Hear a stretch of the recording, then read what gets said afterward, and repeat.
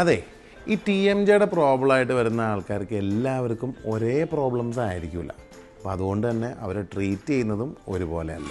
നമ്മുടെ ഈ ഒരു പേഷ്യൻ്റെ പ്രോബ്ലം എന്താ വെച്ചാൽ, പേഷ്യൻറ്റിൻ്റെ റൈറ്റ് സൈഡിൽ മാത്രമാണ് പേഷ്യൻറ്റ് വാ തുറക്കുമ്പോഴും അടയ്ക്കുമ്പോഴും ഈ ക്ലിക്കിംഗ് സൗണ്ട് ഉള്ളത്. അത് മാത്രമല്ല, ഒരു പെയിനും ഉണ്ട്.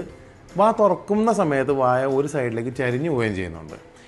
ഈ പേഷ്യൻറ്റിന് ഇങ്ങനെയാണെന്നുണ്ടെങ്കിൽ ചിലപ്പോൾ വേറൊരു പേഷ്യൻറ്റിന് മറ്റു ചില പ്രോബ്ലംസ് ആയിരിക്കും ചീഫായിട്ടുള്ള കംപ്ലയിൻറ്റ്.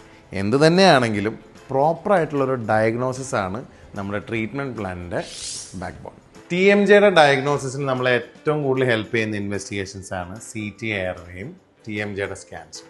ഈ ഇൻവെസ്റ്റിഗേഷൻസ് നമുക്ക് കൃത്യമായിട്ട് പറഞ്ഞു തരും ഇത് പല്ലിൻ്റെ പ്രോബ്ലം കൊണ്ടാണോ, ജോയിൻറ്റിൻ്റെ ഉള്ളിലുള്ള പ്രോബ്ലംസ് കൊണ്ടാണോ, ENT പ്രോബ്ലംസ് ആണോ, അതെന്തെങ്കിലും പോസ്റ്ററൽ ഇഷ്യൂസ് ആണോ നമ്മുടെ ഈ ടി എം ജെ പെയിൻ ഉണ്ടാക്കിയതെന്നുള്ളത്. നമ്മുടെ ശരീരത്തിൽ ഏറ്റവും കൂടുതൽ ഉപയോഗിക്കുന്ന രണ്ടാമത്തെ ജോയിൻ്റാണ് ഈ ടി എം ജെ എന്ന് പറയുന്ന ജോയിൻറ്റ്. അതിനുണ്ടാകുന്ന വേദനയും ബുദ്ധിമുട്ടുകളും നമ്മൾ കൃത്യമായിട്ട് തന്നെ ടേക്ക് കെയർ ചെയ്യണം. അത് പ്രോപ്പറായിട്ട് ഡയഗ്നോസ് ചെയ്തിട്ട് തന്നെ ട്രീറ്റ് ചെയ്യാൻ ശ്രമിക്കണം.